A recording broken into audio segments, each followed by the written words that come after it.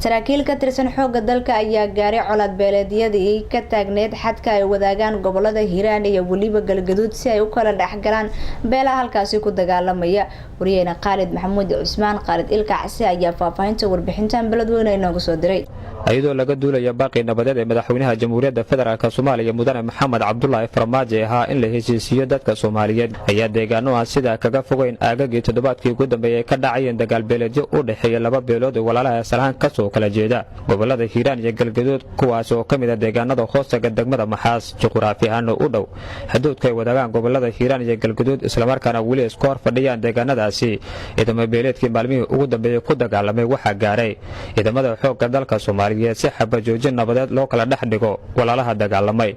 ciidamada xoogga dalka oo horkacaya taliyaha qaybta 27aad ee ciidanka xoogga dalka Soomaaliyeed General Ahmed Maxamed Alasow General Tradisho ayaa waxay la kulmeen odayaasha iyo waxgaradka kamid ah beelaha dagaalamay gaar ahaan waxgaradka degmada Maxaas ee gobolka Hiiraan waxayna ka codsadeen in dhankooda xabadda ay joojiyaan nabadoon raaga dhaqanaya qaar kamid ah waxgaradkii la kulmay saraakiisha ciidanka xoogga dalka ayaa soo dhaweeyay baaqa nabadeed ee saraakiishu soo jeediyeen isla markaana ballan qaadeen dhankooda inay diyaar u yihiin nabad waarta oo ka dhalata deegaanadaasi waxayna ku baaqeen in la sameeyo xabad joojin nabadeed. aniga magacayga waa Cabdullaahi Xuuriye waxaan soo jeedinayaa inaan macnaha aan qaadanay nabad waxaan ummadda Soomaaliyeed meel walba joogto u dirayaa inaysan isdirin oo dhiigeeda si bilaash ayna ku daadin maxaa yeelay hal qof oo si biqayri sharciya lagu dilo Ilaahay subxaanahu wa ta'aala koonkoor dhan ay uga daran tahay waxaan leeyahay kuwa haddeer isdilaya iyo kuwa isdili doona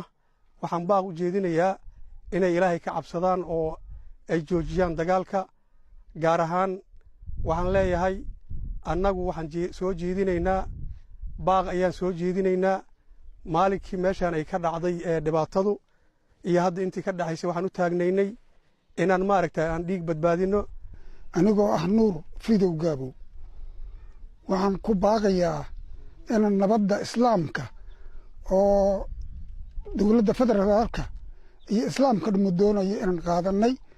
aan qaada doono ninkii islaamuna nala qaato amba walaalaheenna wax dhan loo dhaxmareen wuxuu ayagoo intaan ka badanna waa la soo mari jiray ayagoo intaan ka yarna waa la soo mari jiray ayagoo la egna waa la soo mari jiray alxamdulilaahi rabbil caalamiin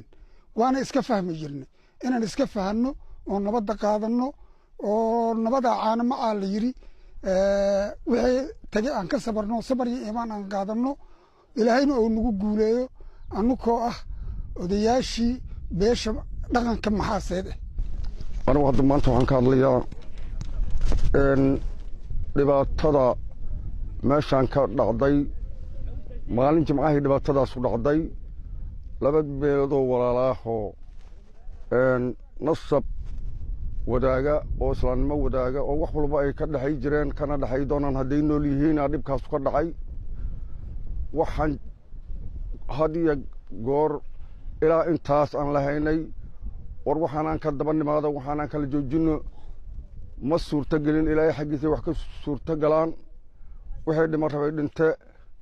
wixii noolaa waxay rabaan in la daba qabto waatii la yiri in haday aan daatan in la daba qabta roon annagu marka waxaan soo dhaweynaynaa ciidamada federaalka Soomaaliya oo hadda arintan ku soo biiray waxayna weydiisteen inaan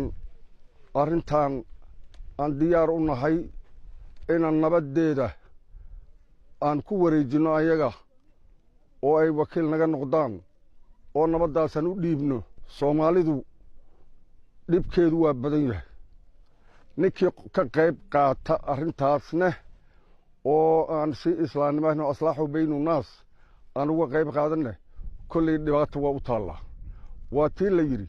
ninkii agwaanka oo yiri daruufii colaadeed haddaan dib ugu soo laabto nin wax dilay nin soo duulay iyo hoos mid kala duuban nin diyaar gareey iyo ninkii ciidan soo dumayay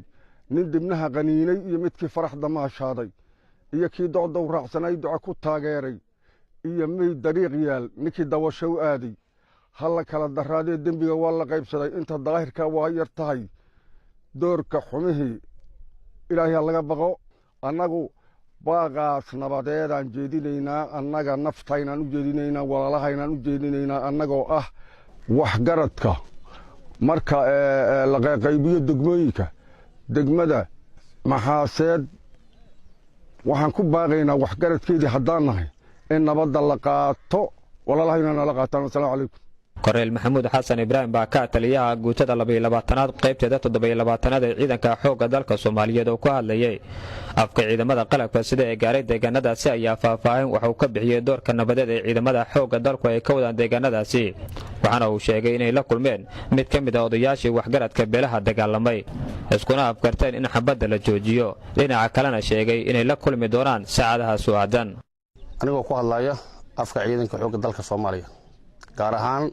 qaybta 27aad annagoo fulinayna waajibaadkii ciidanka xoogga dalka Soomaaliya ama amirtii taliska xoogga dalka Soomaaliya gaar ahaan qaybta 27aad waxaan la kulannay dhinacyada ku dagaalamaya aagaan dhinaca Maxaas odayaashii dhaqanka dhinaca Maxaas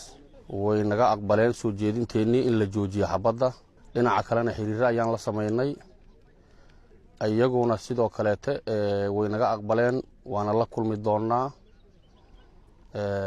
wax badan oo isu sheegnay wax badan oo kala hadalnay dadaal badan oo la sameynay xiriir adiga wayna soo dhaweeyeen waxaana filaynaa in saacadaha soo socda aan la kulanno waxaana filaynaa xabad joojin waarta inay ka dhalato aagaga lagu dagaalamay waxaan la kulannay odayaasha dhaqanka dhinaca Maxaas aad ayay noo soo dhaweeyeen soo jeedinteennina way naga qaateen waana la aqbaleen. Khalid Maxamed Ismaaciil Kacase telefishinka caalamiga Soomaali News degmada Maxaas bariga gobolka Hiiraan.